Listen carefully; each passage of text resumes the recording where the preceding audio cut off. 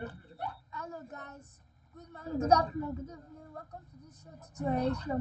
In this video, I'm going to be talking about an important tag called the meta session UTF-8.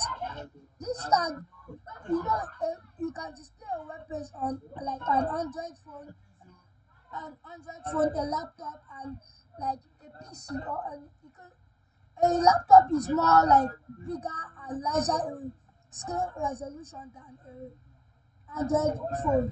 That is why we have this meta session TTF.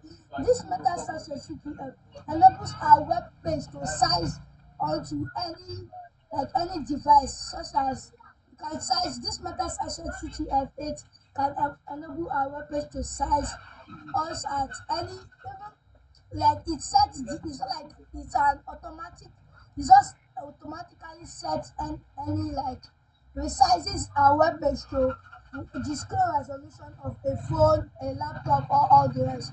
So that's gonna do it for this video. I'll see you in the next video.